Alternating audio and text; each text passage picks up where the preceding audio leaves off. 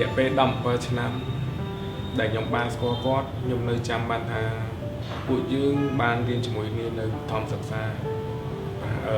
ខ្ញុំនិងគាត់ប្រហែលជាអាយុត្រឹម11ឬក៏12ឆ្នាំទៅប៉ុណ្ណឹងហើយបន្ទាប់មកពួកយើងបានបន្តការសិក្សាជាមួយគ្នានៅ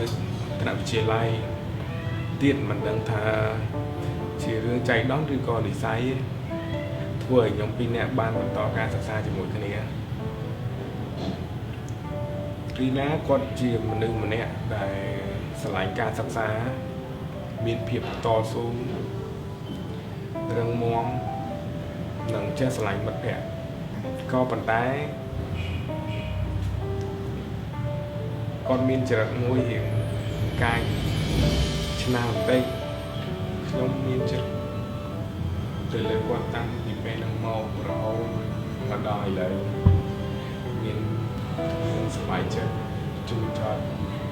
ឧបសគ្គព្រោះគាត់គឺជាមនុស្សម្នាក់ដែលមិនដែលគិតពីរឿងស្នេហាតទៅសោះ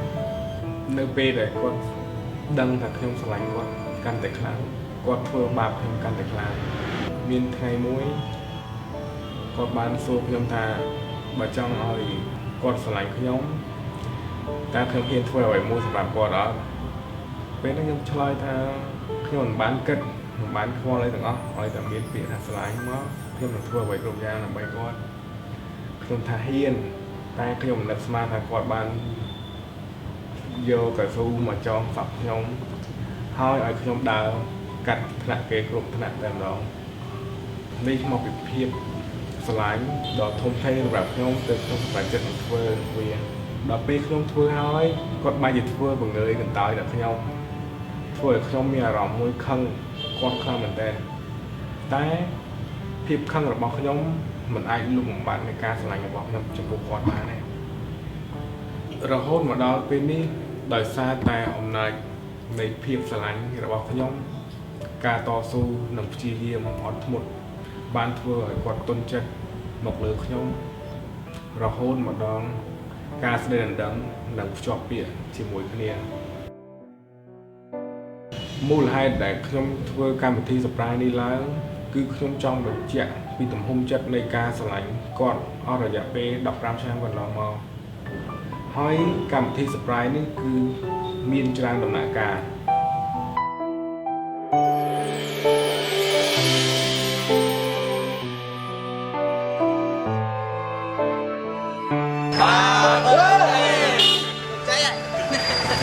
នៅព្រឹកថ្ងៃដំបូង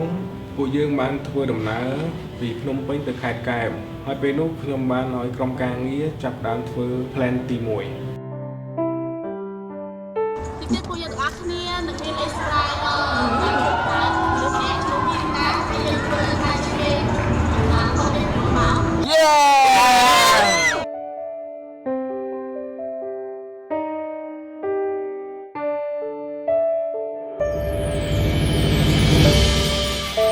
ពេលនោះខ្ញុំឃើញគាត់មានអារម្មណ៍ដូចជាងើញឆ្ងល់ហើយនឹងរំជើររំជួលតិចតួចនោះទេ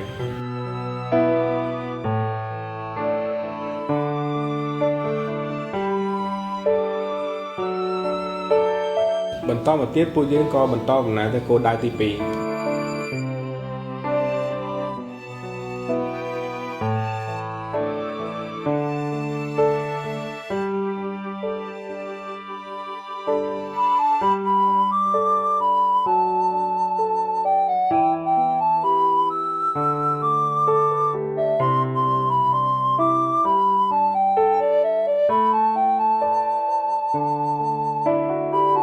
ខ្ញុំបានឃើញគាត់មានអារម្មណ៍ថារំភើបនិងសប្បាយចិត្តនៅពេលដែលគាត់ឃើញ I love my queen Virina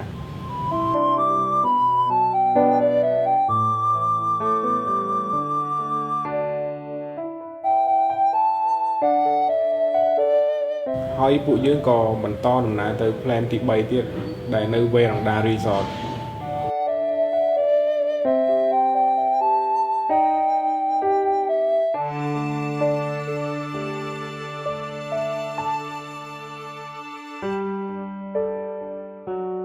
នៅពេលដែលទៅដល់ក្រុមការងារទាំងមូលមានដូចជា The Grey Architect Design ពណ៌ Fast និងមិត្តភ័ក្តិ បងប្អូនទាំងអស់សហការគ្នាដើម្បីធ្វើការ surprise ជូនគាត់ជាបន្ត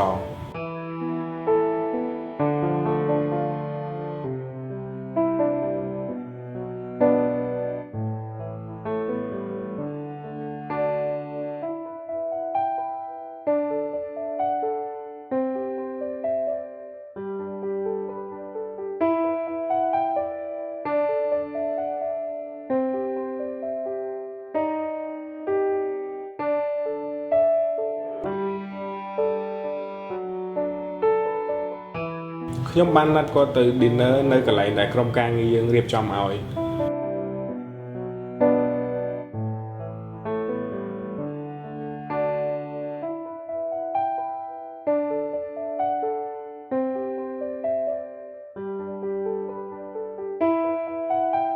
ពេលនោះខ្ញុំឃើញគាត់មានអារម្មណ៍ថារំភើបខ្លាំងមែនទែន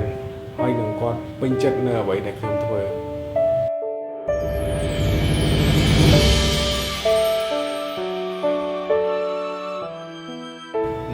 នៅពេលព្រឹកថ្ងៃបន្ទាប់ហ្នឹង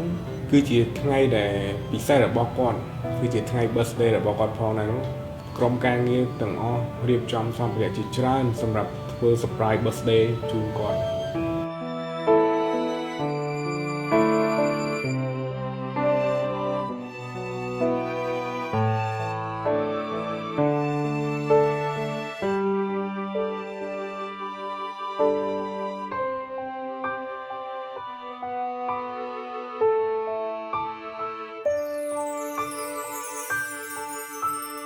នៅពេលដែលក្រុមការងារខ្ញុំរៀបចំកន្លែងឲ្យអស់ខ្ញុំបាននាំគាត់ដើរចូលទៅកន្លែងដែលរៀបចំនោះនៅពេលដែលបើកទ្វារមកឃើញគាត់មានអារម្មណ៍ថារំភើបខ្លាំងមែនទែន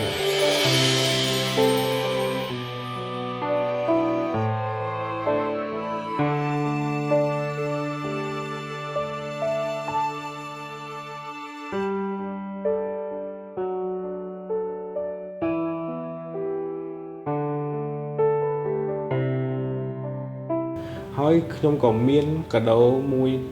ដ៏ពិសេសសម្រាប់គាត់គឺមិត្តចាស់របស់ខ្ញុំជាមួយនឹងគាត់ផងដែរនោះបាននិពន្ធអត្ថន័យបទចម្រៀងមួយបទឲ្យខ្ញុំដែលជាអត្ថន័យពិតសម្រាប់ខ្ញុំជាមួយនឹងគាត់ផងដែរ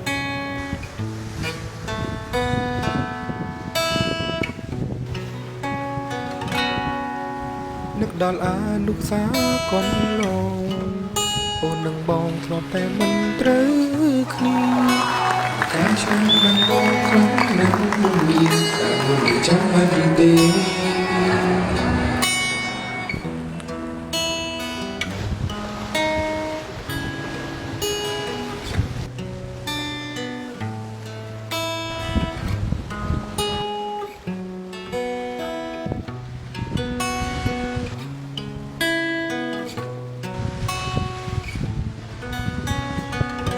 ពេលនេះយើងបានជួបគ្នាដើរលើវិถีជាមួយគ្នាសន្យាណាពុំងាយថានឹងថែរូបអូនគឺជាម្ចាស់សត្វត្រីនៅក្នុងបេះដូងរបស់បងសូមយ៉ាងបានទេសូមជានេះឈ្មោះក្នុងបេះដូងអូនមួយជីពេលនោះខ្ញុំបានយល់ពីអារម្មណ៍រំភើបលាយឡំជាមួយនឹងទឹកភ្នែករបស់គាត់ Happy birthday to you Happy birthday to you ពេលនោះគាត់គិតថាកម្មវិធីរបស់ខ្ញុំដែលធ្វើឲ្យគាត់នឹងគឺបញ្ចប់នៅពេលហ្នឹងហើយក៏ប៉ុន្តែ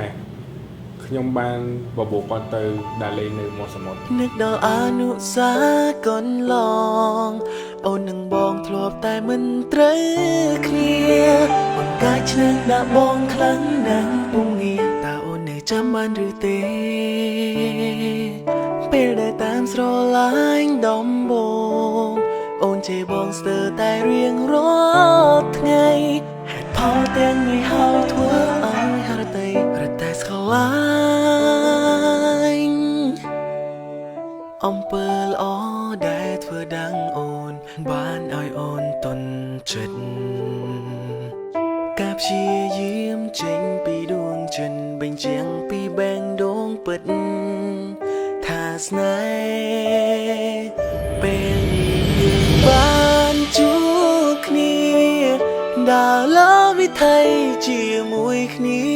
សន្យាណាពុំងារថានឹងថែរូបអូនគឺជាម្ចាំងក្សិនត្រីនៅក្នុងបេះដូងរបស់បងសុំយ៉ាងបានទេស្ងួនជារីច្បងក្នុងបែងដូងអូនមួយជីវិត អ្វីទាំងអស់នេះខ្ញុំធ្វើឡើងដើម្បីបញ្ជាក់ពីទំហំចិត្តនៃការស្រឡាញ់របស់ខ្ញុំចំពោះគាត់អស់រយៈពេល15ឆ្នាំកន្លងមកនេះហើយអ្វីដែលខ្ញុំធ្វើទាំងអស់ហ្នឹងគឺវាមិនធំធេងដល់ក្តីស្រឡាញ់របស់ខ្ញុំមានចំពោះគាត់ទេគ្រាន់តែខ្ញុំចង់ឲ្យគាត់ក្លាយទៅជាមនុស្សស្រីម្នាក់ដែលមានសំណាងល្អជាងគេនៅលើ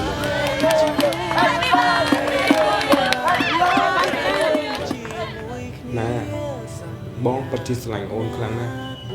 ហើយបងនឹងធ្វើឲ្យអូនសប្បាយចិត្តអស់មួយជីវិត រូបអូនគឺជាម្ចាំងក្សិន